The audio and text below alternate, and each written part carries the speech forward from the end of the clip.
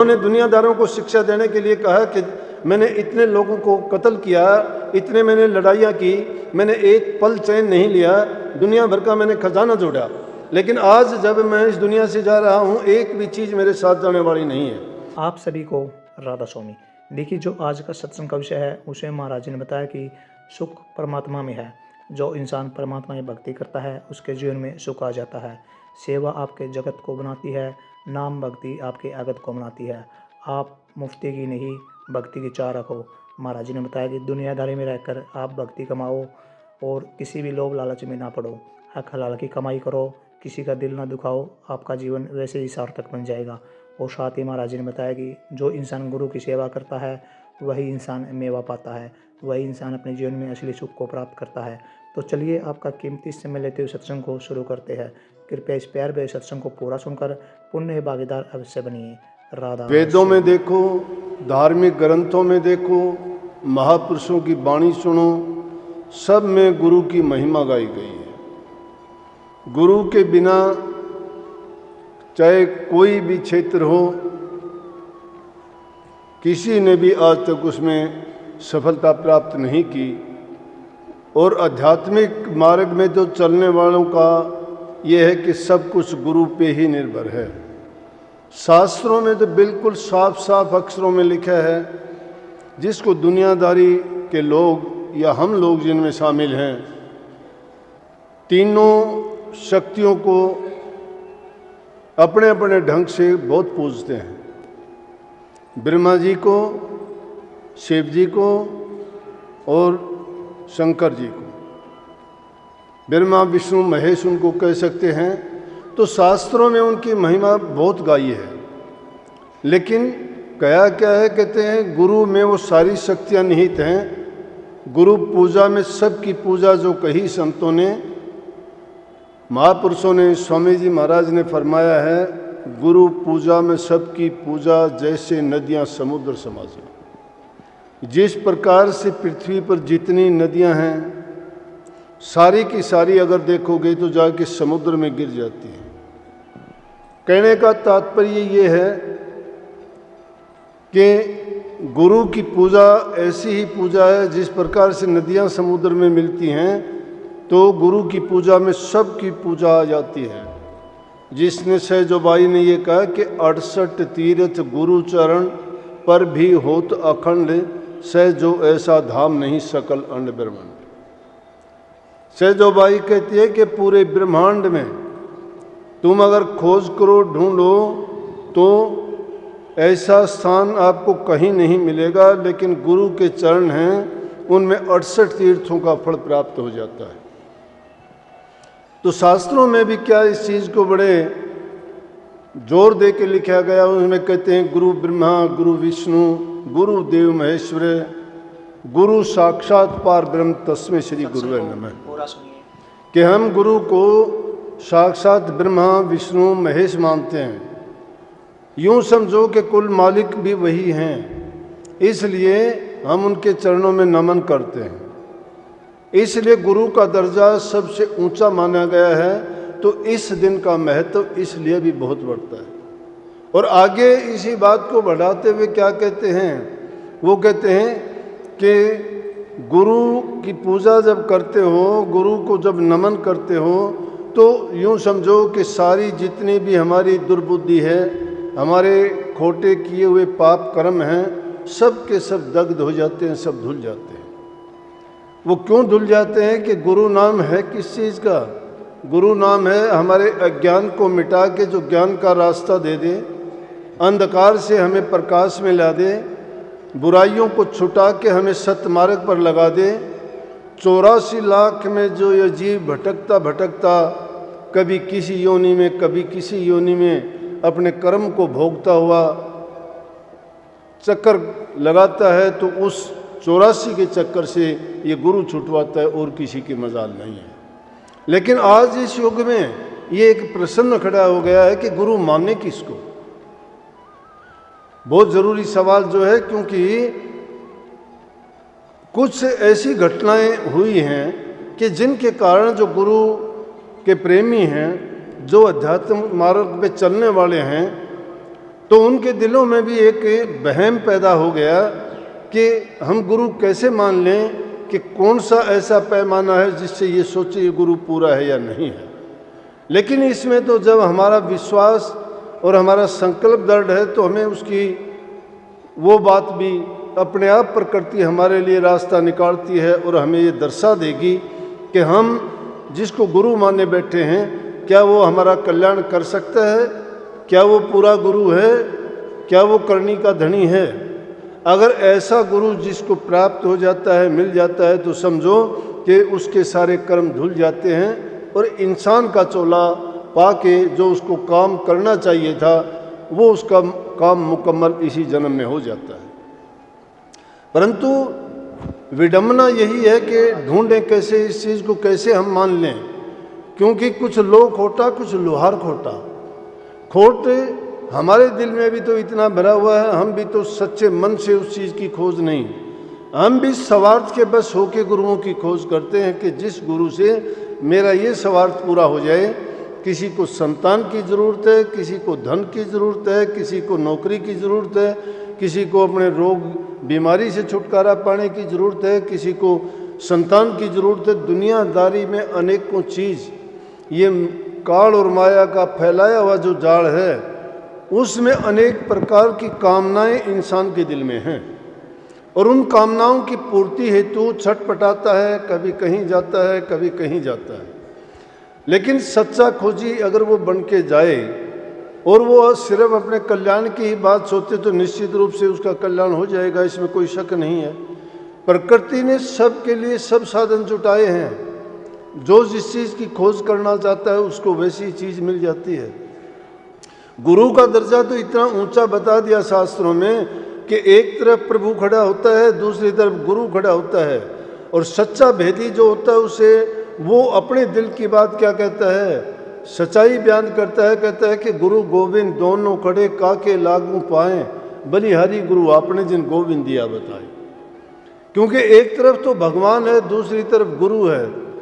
सोचता है कि मैं किसको बंधन करूं, पहले किन से आशीर्वाद लूं, परमात्मा से लूं या गुरु से लूं। क्योंकि परमात्मा तो सर्वशक्तिमान है ही है, जो सबके काम करता है, लेकिन मुझे तो उसका नहीं पता था, मुझे उसका भेद, उसका ज्ञान गुरु से प्राप्त हुआ है। अगर गुरु नहीं मिलता तो मैं परमात्मा को नहीं जानता, उस रास्ते पे नहीं चल पाता। इसलिए अपने आप फैसला करके कहता है कि मैं गुरु को उससे पहले बंधन करूंगा, क्योंकि वो ही मुझे रास्ता दिखाने वाले हैं। तो गुरु के चरण पहले लग के शिष्य ये कहता है पहले आराधना गुरु की है, प्रथम पूजा भी गुरु की है। स्वामी जी महाराज ने भक्ति के मार्ग में चलने वालों के लिए कहा कि प्रथम सीढ़ी है गुरु भक्ति। गुरु भक्ति को प्रथम सीढ़ी बताया। लेकिन जो सच्चाई के साथ चलता है, अब ठीक है, जिस चीज़ को, जिस कामना को लेके, जिस इच्छा को लेके, जिस ज़रूरत को लेके, जिस संसारी पदार्थ की हमें ज़रूरत पड़ती है, लेकिन उनकी पूर्ति करो, परंतु उसका ये तो मतलब नहीं कि उन चीज़ों के कारण ही अपने जीवन को पूरा उसी में लगा दें। अपने प्रयास हमें करने चाहिए, लेकिन सच्चे बन के करो। लेकिन उन प्रयासों को कोई नहीं रोकता है। सत्य का मार्ग अपना के ईमानदारी से, सच्चाई के साथ, अपनी खुद गर्जी के लिए नहीं, बेगरज होकर अगर हम कोई भी काम करते हैं तो निश्चित रूप से हमें सफलता भी मिलती है और पछताना भी नहीं पड़ता। लेकिन जब नीयत खोटी हो जाती है तो हमें कुछ भी, चाहे कुबेर का खजाना मिल जाए तो भी तसल्ली नहीं होती, चाहे कितनी भी संतान पैदा हो जाएं, कितने महल मकान मिल जाएं। क्या सिकंदर का तमन्ना भरी थी? क्या नहीं हुई पूरी। रावण के पास सब कुछ था, उसकी हुई थी क्या? नहीं हुई। सब कुछ होने के बावजूद भी जो इंसान अपने मन को नहीं रोक पाता है और फिर भी वो उसी चीज़ के लिए तड़पता रहता है, तो वो तड़प उसकी कभी पूरी नहीं होगी, उसको 84 में फिर लेके जाएगी। बात बहुत बड़ी भी है और बहुत इसको अपनाने में कष्ट भी होता है, लेकिन उस रास्ते पर अगर चलते हो तो परीक्षाएं भी होंगी, उसके अंदर बहुत सी समस्याएं भी होंगी, इतनी जटिलताएं पैदा हो जाएंगी कि कभी कभी तो ये मन करेगा कि इस मार्ग पर चल के हम क्या करें। कबीर साहब जैसे संतों ने भी ऐसे माड़े हालात जब उनके सामने आए तो उन्होंने भी ये कह दिया कि क्या करना है भक्ति करके, और परमात्मा को ही उन्होंने साक्षात पर उनके सामने ये कहने का प्रयास किया कि ये ले अपनी कंठी माला, भूखे भगत ना होए गोपाला। भूख इंसान को बहुत नीचा दिखा देती है, वो एक अलग बात है, लेकिन फिर भी संतों के सामने इतनी विकट परिस्थितियां आई, फिर भी उन्होंने उस रास्ते से विचलित नहीं हुए, अपनी नीयत को उन्होंने नहीं गिराया, अपनी मंशा पाप उनके दिल में कभी नहीं आया, संसार के पदार्थों को उन्होंने तवज्जो नहीं दी कभी भी। कबीर साहब के टाइम की बात है, गुरु के साथ अगर शिष्य बेअदबी करता है, उसके काम में वो नुक्ताचीनी करता है, तो समझो वो शिष्य नहीं है, बल्कि वो समझो पाप का अधिकारी है, और वो किसी भी प्रकार से उस सज़ा से बच नहीं सकता। अगर उसको बचाता है तो गुरु ही बचा सकता है, और किसी की मजाल नहीं है। किस प्रकार से कबीर साहब के बारे में हम सब जानते हैं। उनके एक शिष्य हुए कमाल जी, कमाल चाहे तो कमाल और कमाली कहते हैं, उनमें से ही वो कमाल था या कोई दूसरा था, लेकिन ये बात ज़रूर है कि कबीर साहब ने उनको गुरु का दर्जा दे दिया था और उनसे सत्संग का कार्य करवाते थे। तो वो वहाँ कबीर साहब से दूर कहीं पश्चिम के देश में चले गए, और वहाँ एक मुस्लिम राजा था। वहाँ जाके कबीर साहब की जो शिक्षा थी, जीवों के कल्याण के लिए, भलाई के लिए अध्यात्म का रास्ता उन्होंने उनके लिए खोला और उनको इस ज्ञान की शिक्षा देते थे। लेकिन उसके साथ साथ क्या था कि कर्म कांड पर, पाखंडवाद पर भी तो कुठाराघात होता था।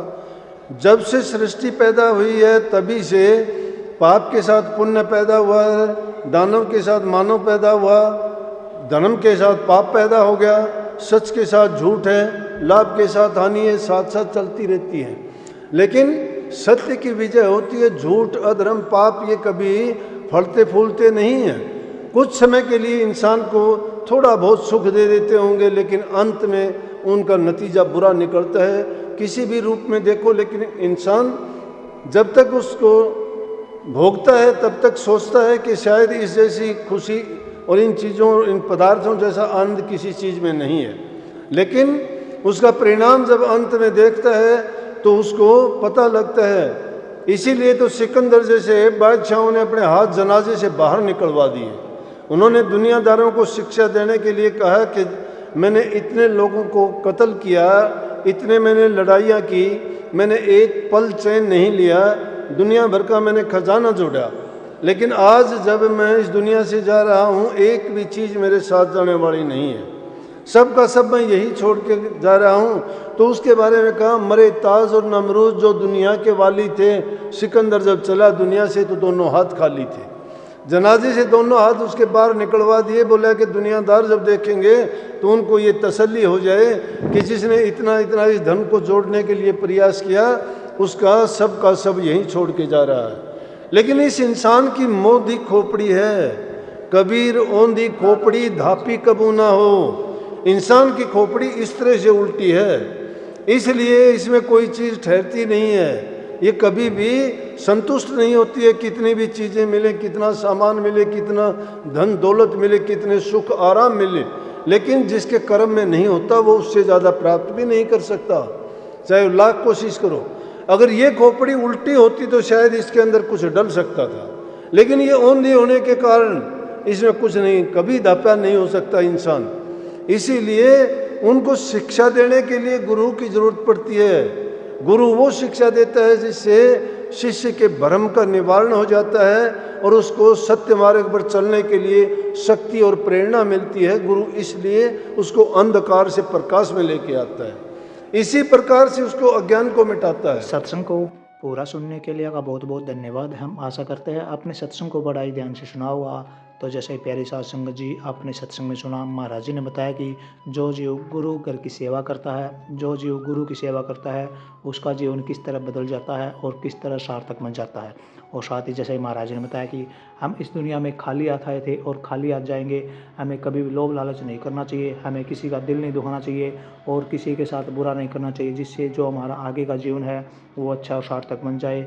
और हमें किसी भी तरह के लोभ लालच में पड़कर अपने जीवन को दुखी नहीं करना चाहिए। तो कृपया महाराज जी की इन बातों को आप अपने जीवन में अवश्य उतारिए और अपने भविष्य को अवश्य सुधारिए। और साथ ही अगर आपको सत्संग अच्छा लगा तो कमेंट बॉक्स में राधा स्वामी लिखकर पुण्य भागीदार अवश्य बनिए। मिलते हैं जल्दी एक नए और बहुत ही प्यारे प्रवचनों के साथ। तब तक के लिए राधा स्वामी।